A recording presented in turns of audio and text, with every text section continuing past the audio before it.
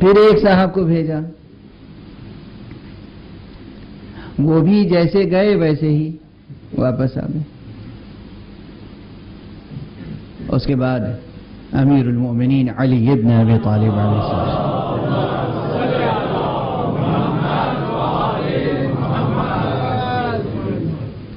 جناب امیر نے اس جنگ میں گھوڑے استعمال کیے ہیں، خود اور آپ کے جتنے ساتھی تھے سب گھوڑے پہ گئے اور شب بھر میں راستہ طے کیا، اور سحر کے وقت دشمن کے اوپر حملہ آور ہوئے اور دشمن کے قلب لشکر میں پہنچ گئے اور فتحیاب واپس ہوئے۔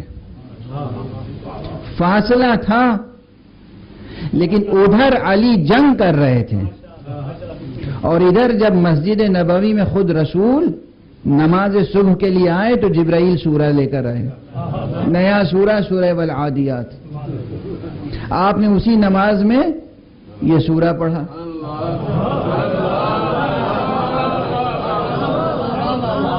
جوانان آج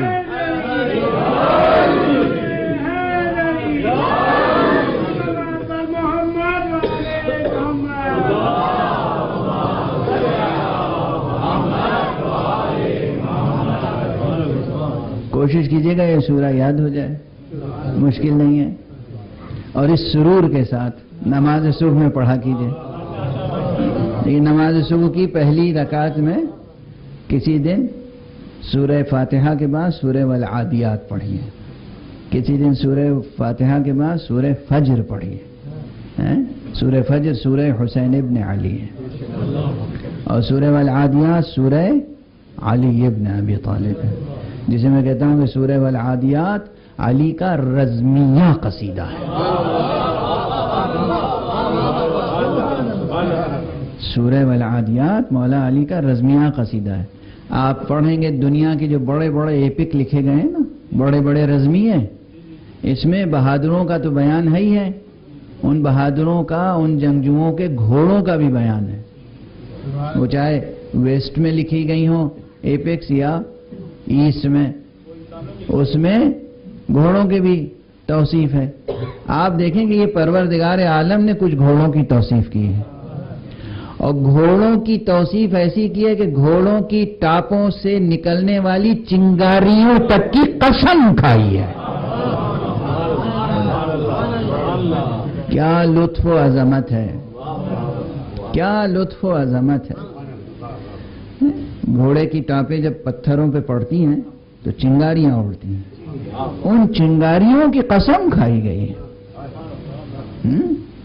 توجہ ہے؟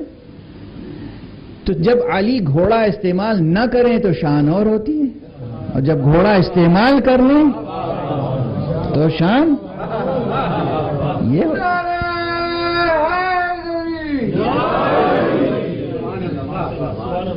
علی کی شجاعت دیکھنا ہو تو وہاں دیکھو، اور علی جب گھوڑا استعمال کر لیں تو گھوڑے کی عزت اتنی بڑھ جاتی ہے کہ خدا قسم کھاتا ہے۔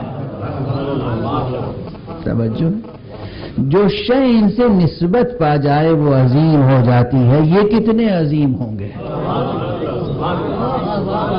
جو شے ان سے نسبت پا جائے، جو شے ان سے منسوب ہو جائے وہ عظیم ہو جاتی ہے۔ بہرحال